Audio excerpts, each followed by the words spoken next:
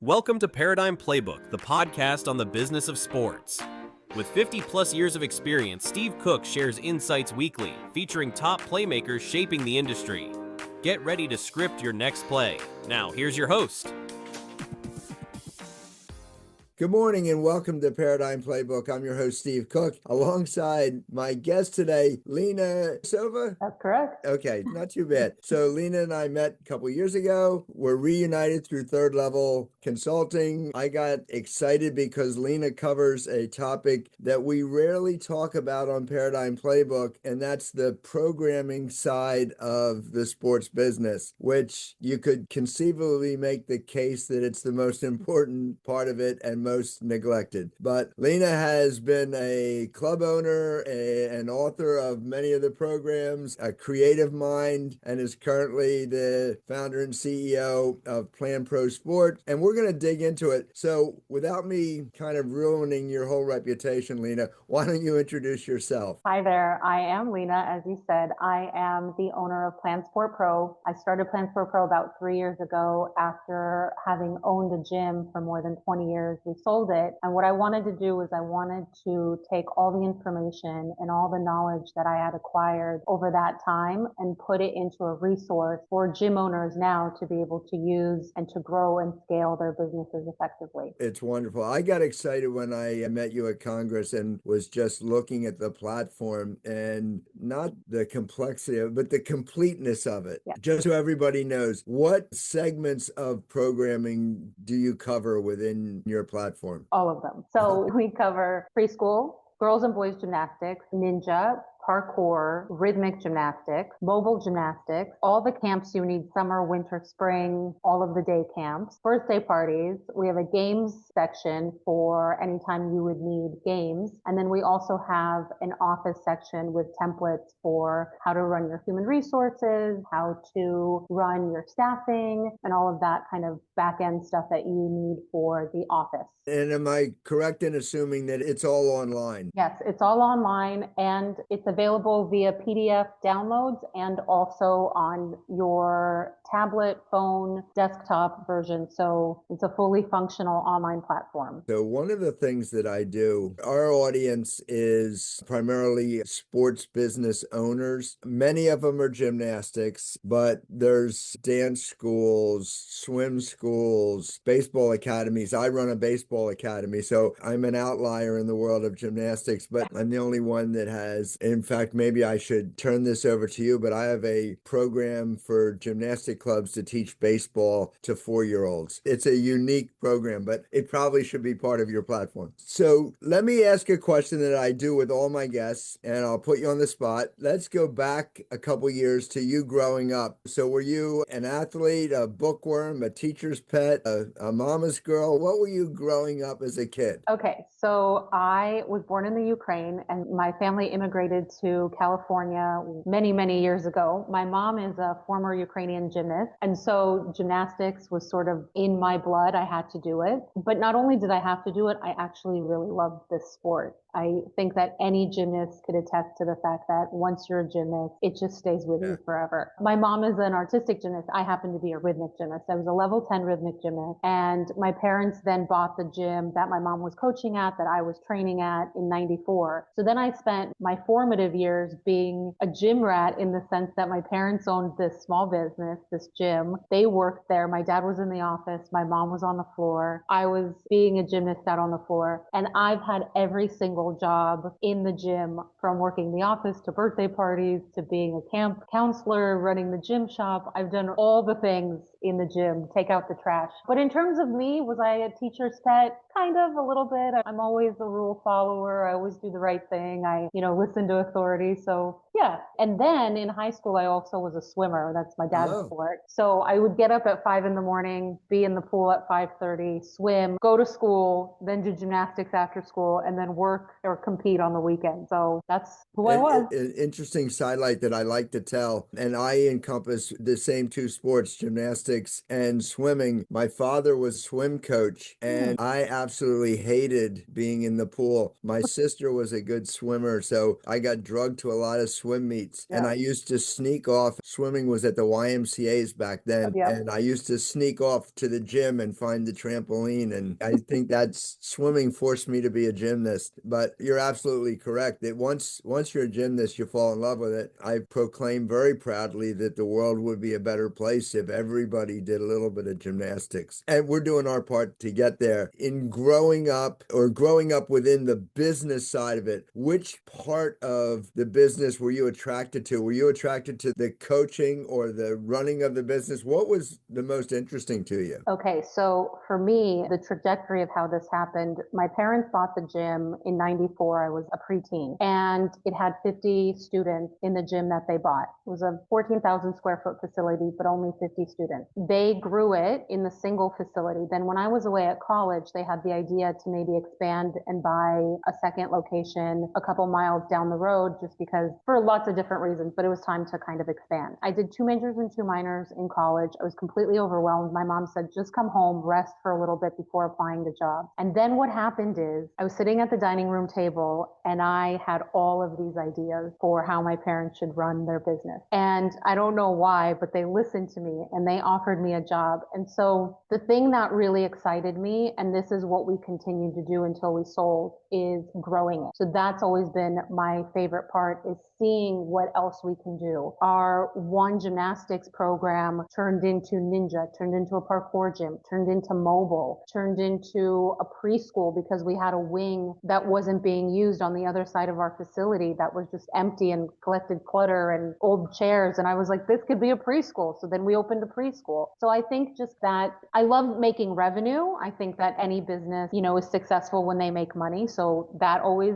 is motivating. But the idea of what else could we do? What else is out there is always so interesting to me. Of all those minors and majors, was one of them business? Yes. And the interesting side of business for you, was it more entrepreneurial or more corporate? It's a mix. So it's entrepreneurial, but what I love about corporate is the systemization of things, because I think that so much of the small businesses, and gyms fall into this category, have a hard time systemizing things to take the owner out of the decision-making process always.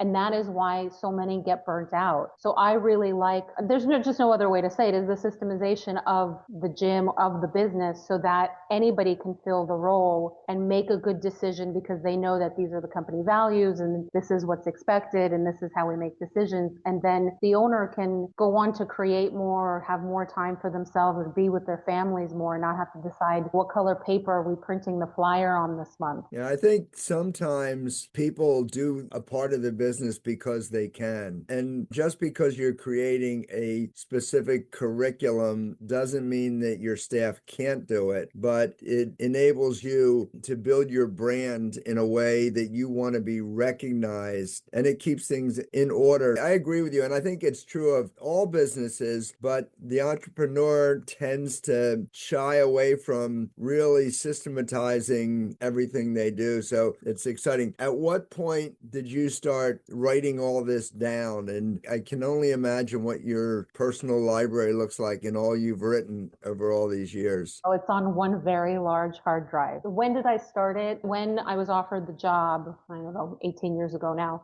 It's sort of built over time. When we sold the gyms a couple years ago, I had this massive hard drive of all the things that I had done over 18 years. And so I started compiling it together and reworking it and making it more mainstream for anybody to be able to use. So it's definitely a 2-decade worth of work library of items that I accumulated, essentially. Are you still writing? Is this a still developing curriculum? Yes, because I think everything has room for improvement. And also children change each generation and what they're interested in. So it's always evolving. It's always getting better. We're always tweaking it to make sure that it's up to date and new and exciting for gyms to use. I don't know if you're familiar with the book, The Anxious Generation. education, but it's a book that's near and dear to my heart and very disturbing at the same time. And I think because of social media and screen presence and everything that's there, it's harder to keep the interest of children. So building your programs and your curriculums is a more difficult job today than it was. I graduated as a physical education teacher and took pride in the fact that I could walk into the gym and teach any sport in a moment's notice. It's not as easy today. So I'm trying to get my head around how many clubs are operating with a full written curriculum versus those that I know how to coach level 4, so I know what I'm doing. I don't have a statistical number for you. I think maybe you might have that more than I do. But from the people that I talk to through consulting or clients at Plan Sport Pro, what I always say to my clients is in order for the program to work, you have to work the program. And so a lot of times I find that people might have a plan, but they don't stick to it, or they don't have, let's say, a rec director or a manager out on the floor that makes sure that everybody does it. Our beginning level is taught like this, and they make sure that everybody teaches it like that. Because what happens is they get a coach who potentially is a team coach and they have a few extra recreational classes, and then they go, oh, I know how to teach beginning level. And so they let them. And while they might be an excellent coach, all of the other coaches might be coaching differently to that, and then you've lost your program. So what I try to tell my clients is that we're working towards a cohesive program for your gym. If the coaches change, the program stays the same. And so that way also parents, if they're moving either through makeups or just switching times or whatnot, if they are in your beginning level, then they can move into your intermediate level and then into your advanced level, because everything works succinctly together. So to answer your question, I think that maybe a lot of gyms have something written down on paper in terms of a curriculum, but do they actually work their program in the way that I've just described? I don't think an astronomical amount are doing that, to be honest. So for as far as implementation, I get it's on the hard drive, it's PDF and all that. When a coach walks into the gym, assuming they can't memorize everything they're supposed to do that day, does yours break it down as far as a daily lesson plan? Yeah, so the way that we do it, I find that kids do really well with themes. So we've broken down into biweekly themes. So things like Rome and Rule or Ninja or Backwards Week. So we've broken it down into biweekly. In my opinion, I think it's always best to do a biweekly because a 60-minute class goes by so quickly you can't get to all 4 events. So this allows everybody to get Backwards Week in within that 2 weeks. We have a start button that does the countdown for you. So if it's a 60-minute class, 45-minute class, it counts you down. And then we tell you this warm-up is 15 minutes and we take you through the warm-up. And then you choose, let's say you're going to vault first. So on vault, it tells you what to do on vault. Then say you're going to switch to floor. It tells you what to do on floor. And it's like that for all of the different designations of preschool, gymnastics, ninja, parkour, etc. The breakdown is the same. Do you recommend that the coach has this lesson plan with them on an iPad so there's something there that they can refer to so that they're pressured to have to remember everything? Yeah, absolutely. And all of the skills that we're teaching somehow tie back to the theme. What it is also is it keeps it fresh and exciting for the coaches as well, because, they're having maybe an off day or they're tired and you can't be creative all day, every day for 6 hours a day coaching kids. You're engaging and sweet and empathetic and also teach them good gymnastics. It's a lot to do on top of remembering what to do for Backwards Week. So it is a good cheat sheet. I think we're kind of a result of our priorities. And sometimes as a coach, you go in there and today I really want to really get into a back walkover. And in so doing, we don't put the full emphasis on the warm up or the cool down or the lead up. And we tend to, this is just my opinion, we tend to stretch to our highest level of competency and sometimes are trying to advance the child faster than they're actually ready for. Do you think your program helps them build a cadence to the learning? Absolutely. I have a few primary goals, and one of them is, I'm sure in our industry and a lot of industries now, the younger generation is having a very hard time going and staying at work, meaning staying at one job for an extended amount of time. And I know a lot of gym owners suffer from this or with this. My goal is if your program is strong, I don't mean this in a bad way, but your coaches can be somewhat interchangeable, meaning because you have this written down, you have this cheat sheet, if you will, it allows the coach to be able to do a really great job because it's written there. The secondary thing that happens with that is, say you have a 16-year-old coach who's afraid. They're afraid of the parents after saying, how did my son or daughter do? They're afraid that somebody's going to tell them that they're doing a bad job out on the floor. This allows them to know exactly what to do a good job. Because of that, you are both training coaches on the spot on how to do a good job. They're gaining a skill. They're more confident. And then the students progress through the program better and more succinctly. And like you said, with a cadence, they're going from a beginning to intermediate to advanced because everybody knows what the set of skills are that they need. So the office can sell it to the parents because they know what they're testing on. The parents know what the kids are supposed to be learning. The coach knows what to teach them because it's written down. There's a testing week built in as well. So it all works as a program. The program works if you work the program. So it's interesting. So many questions coming up. So my first question is, I'm thinking that if I have your programs, I'm using your program to run my business, that can easily be a key marketing advantage to sell to parents. Parents like organization. They like it when you can anticipate. So my daughter really wants to learn a walkover, and you can say, that's in our third week, or that's coming up. We have to get through the basics and get there. Have you developed the name recognition for the program where people can market it based on your program name, or does it still take a explanation? I don't think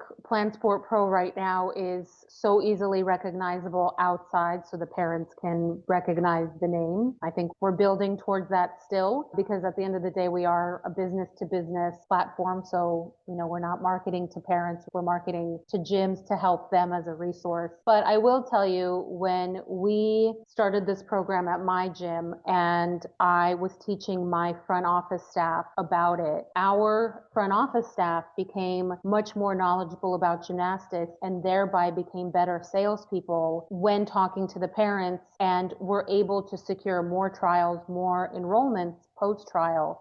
Because like you said, they were able to say, oh yeah, they get to learn back walkovers or forward rolls or back handsprings or whatnot, and show them when in the timeline they're able to learn that, or what prerequisite skills do you need before back, because you have these tumblers come in for cheerleading. I need a back handspring, and you're like, okay, that's great, but you also need a bridge and a handstand and a cartwheel, so we're going to start there, and then we're going to get, and they're like, oh, but we need it in 3 weeks, and you're like, okay, Yeah. We don't need injuries on our hands, so let's focus on that handstand first. I was just thinking that the 2 week themes, maybe that's where the marketing can tie in. So the kids start looking forward to backwards week or zoo theme week or whatever. Does having a program like that, so I'm tying it to everything in a business. So now I want to tie it to HR. So is it easier to hire coaches if you can say, if you come work here, you don't have to create your own lesson plans. It's created. You just have to stick to the plan. Does that make hiring easier? It made hiring so much easier for me. I hope it does for other gyms too. That is the intention. So my most successful ad for recruiting coaches was get paid to play with kids. It wasn't gymnastics coach needed. It wasn't something like you were looking for gymnastics experience. Of course, I'm just talking about recreational or camp or birthday party. All of our team staff was highly skilled and knew gymnastics incredibly well. But I'm just talking about my recreational and preschool staff. Get paid to play with kids. It did so well because it was non-intimidating. People didn't absolutely write it off because they thought, oh, I don't have any gymnastics skills. They actually applied. And we had all kinds of people apply. Former school teachers, a park ranger, some people that worked at banks but that were younger that really liked kids, just the full spectrum over the years. And they made great coaches because they loved kids. They were very personable. They were sweet, all the things that you look for. But we took the intimidation factor out of them needing to know gymnastics. And we said, just follow this. It's all written here on a timeline, how long to do everything for. And they became wonderful coaches. And some of them stayed a decade because it was easy enough to do in the sense that they didn't have to worry that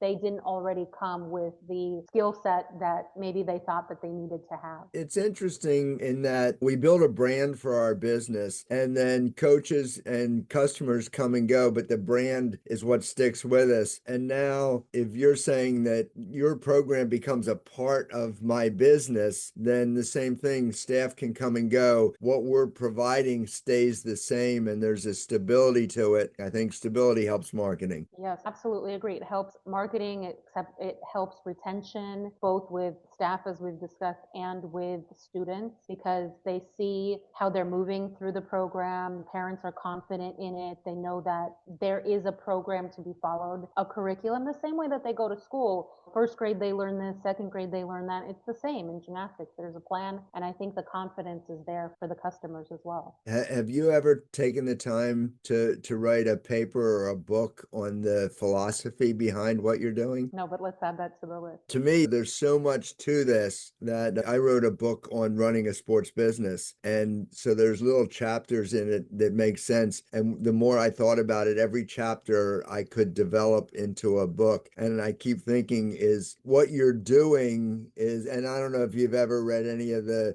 kind of the primer books like the 1 Minute Manager or there's a lot of kind of simple books. And in my mind, I think there's a book there that you need to write. It's fascinating because it is the crux of what we do. Again, I come from a physical education background, and whether it's gym class, math class, spelling, or whatever, you don't go into it without a plan in writing that's understood. It's defined and defendable. It is correct in what it's doing, and it has a history behind it. So the question I have is, if I'm coming into a program that's using your curriculum, how hard is it for me to adapt to it? Do I have to sit down and read through the whole thing, or is it something that I can learn on the fly? You can learn it on the fly. It's plug and play. You literally open up the app, you select the theme, you select what kind of class you're teaching, and you're ready to coach. I have an existing program and I say, I want to introduce this into my preschool program. I can say, okay, next week we start. I open up lesson 1 and I can go. That's interesting. That's very interesting. And it's a business podcast, so I have to ask you about your business behind this. How do you sell it? Is it an annual subscription? It's a monthly subscription, so it's $250 a month for everything, or $169 for any 3 programs. So for $169, you could do tumbling, ninja girls, or preschool girls, parkour, up to the purchaser. So that's the only fee there is? There isn't you don't have to pay an upfront license, so it's pretty inexpensive. So what I wanted to do is I wanted to make it the cost of one student's enrollment in your program for everybody in your gym to be able to have that. So you hit that. That's standard in the industry, that $250. And we all tend to do that. We take everything we add and we define it by the number of kids we have to add. If we're doing a marketing plan, okay, to pay for that, I need 3 kids. Or if I'm doing a special, 3 kids. I'm buying a new balance beam, it's 22 kids, whatever it is. How long have you been doing it? It launched 2 years ago, and we did a year before that. So we've been working on it for 3 years, but it's been operational for 2 years. Okay, so when I met you a couple years ago, we just launched. You were pretty new to it. Okay, that's exciting. I was impressed at the time. I kind of wish I had a gymnastic club. How many clubs are using the program? I can't tell you, but we do have quite a lot. Okay, is that number growing? That's what okay. What's the biggest challenge in your business? Is it recognition or acceptance or? Acceptance. Okay. Acceptance, because what I know in our industry is that a lot of people are very proud of the lesson plans that they do have, which we also have an option to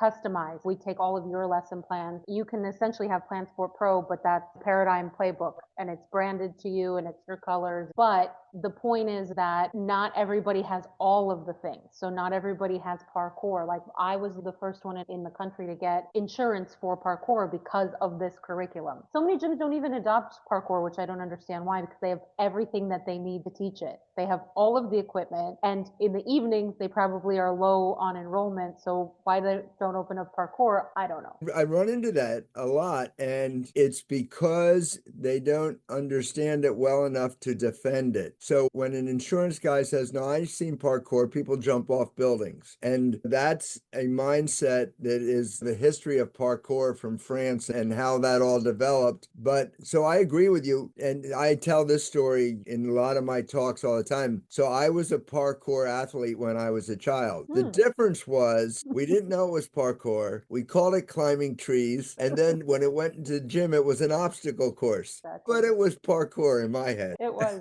So I think being acceptable in the insurance world is a whole nother value to what you're doing. So you have the value to the parents, obviously the value to the kids. It makes it easier to recruit staff and keep staff. It's fascinating all the levels that you can hit just by coming up with a usable curriculum. I grew up as an education major, and that was the core of what we did. Everything had a curriculum. That's how we taught. And my wife's an elementary school teacher, and she wouldn't think of going in and teaching spelling without a curriculum. I know my husband has such a hard time because I have a 6-year-old son, and every time we take him to football camp or soccer camp or some kind of camp, he's like, did they pass the test, Lena? Did they pass the test? Do they have a curriculum? I'm like, oh my gosh. Sometimes it's great, and sometimes I'm thinking they just let the kids run free. Sometime I need to meet your husband because that would be a great discussion. My next train of thought is, what's the chances that you will expand this to another sport? I bought the domain names long ago. That is the goal.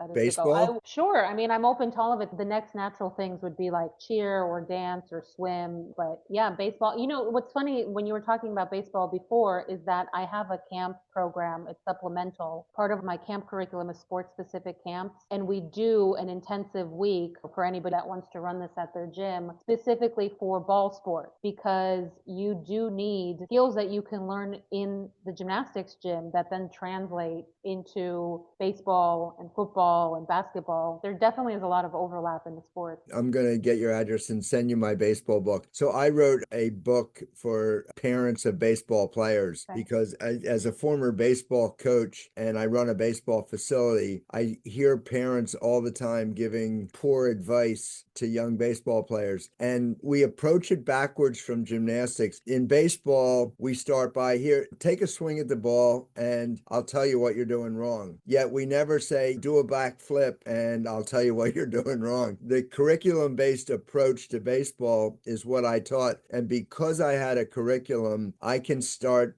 baseball players at 4 years old. And when you think about it, you need to teach things as running the bases counterclockwise. And which foot do you start with? And how do you hold the bat? And all those things. And oh, by the way, the shape of a Florex mat is the same as the shape of a baseball diamond. So I know that.